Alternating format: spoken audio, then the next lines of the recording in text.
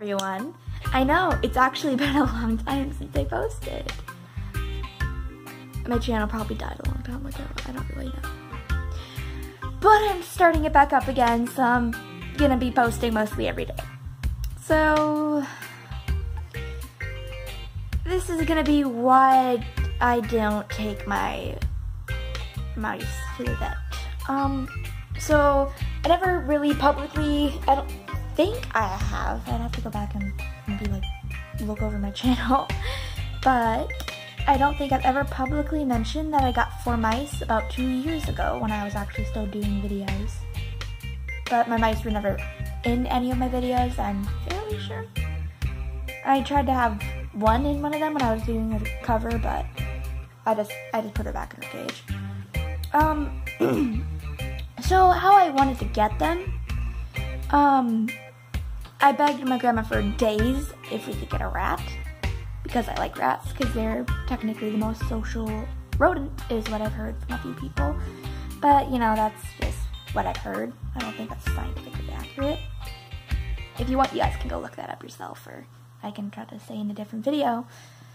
I should actually probably look that up.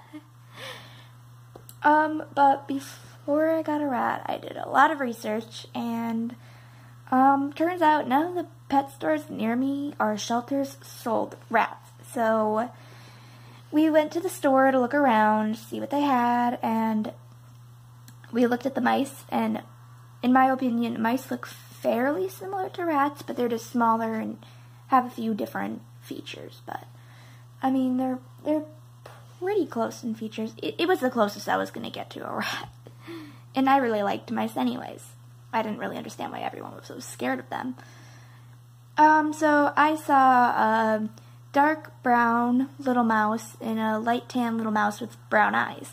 The dark brown one had black eyes. So we told the storekeeper we wanted them, and they were actually a mix between a fancy and a feeder mouse, because I think their mom or dad was a fancy, and then their mom was a feeder. So most of them in there were albino. There was like the only 2 colored ones. So I got them both, and they were fairly healthy. I had both of them for 2 weeks until one, I was letting them run around on the sink, and what I've learned is they're fairly smart, but one legit just like fell off the sink, and this was 2 years ago, so I was like 11, and I didn't really do much research on mice. So she fell, and she hurt her back, and I was like panicking, so I scooped her up into my hands, first I let her move a little bit, but she wasn't moving. So I grabbed her in one hand and her sister in the other, put them both back in the cage, and then I took the other one back out, but I kept telling my grandma, like, hey, can we get a vet appointment for her, because I'm fairly sure she's hurt. But she was like moving around for a few days, and then she just completely stopped and just died next to her sister. And I was home alone, so that was pretty traumatic. I can fully blame myself for that. I felt really bad. I still do. But a day after she died, so Scarlet wouldn't get used to being lonely, I talked my grandpa into going to the store and getting one more mouse. But there ended up being a whole litter of females, and they were all beautiful and a purebred fancy mouse. And we actually got them from PetSmart, which I consider is way better than Petco, because we've actually gotten accurate information from PetSmart, and all the animals I've pretty much gotten from PetSmart have actually been really healthy. I mean, even those, never mind. So there was a light tan, or a darkish tan one that I named Pumpkin, and then Diamond, who I actually have in the cage over there, she was a dark brown like Scarlet, and she had a white dot on her head, and she has a white stomach and a really pink nose. And then the other one was named Moss, after a Warrior Cat character that actually had the same fur pattern, I think, as Moss, because Moss had like grayish black patches on her white fur and black eyes. So they were really cute, and I'm like, oh, they're all so cute. I don't just want to get one, so I had to beg my grandpa to see if we could get all 3. I was just gonna get 2 of them, but I would feel bad just like separating them completely. So we got a whole litter. They were all sisters and they were all blood related. And since Scarlett was still fairly young, like about, I think a month is when we got her, she got along with them right away, and they all basically became like sisters. So let's get to the point why I don't bring my pets into the vet. So first off, Pumpkin, after having her for about a year and a half, she started getting sick, and I did actually have a paper out, so I was getting money then. So I had enough to bring her in for an exam, which is $44, which I kind of find it to be complete bullshit. But, you know, I'd do anything to just get her healthy. Her eye, she had like a pus pocket, and her eye was like really swelled. So I thought it was upper respiratory or something, because I did a lot of research in trying to see what was wrong with her.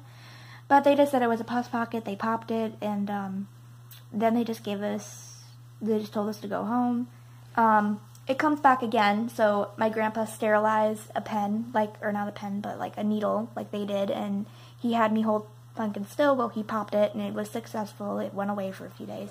Then it came back again, and her eye was like really foggy, like she was going pretty much blind. So I'm like, yeah, no, I'm gonna bring her in again. So they gave us antibiotics, and they said to give them to her for 2 weeks. I followed for the first week, but I noticed it just seemed to be like her eye was legit bulging pretty much out of her head. So I kept going through the 2 weeks, but nothing changed. It actually just got worse. So I didn't have enough money to bring her into the vet again.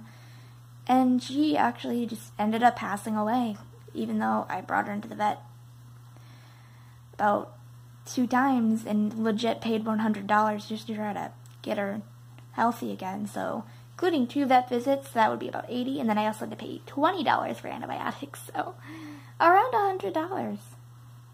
It was still expensive. Just for her to die, she still lived a fairly long life. Sadly, she was the first to go out of her sisters. Moss had upper respiratory. She just passed away randomly, and then, Scarlett, when I finally moved up to Wisconsin, is where I am now. This is my room. So this is probably going to be most of the new scenery, and my Carol right here.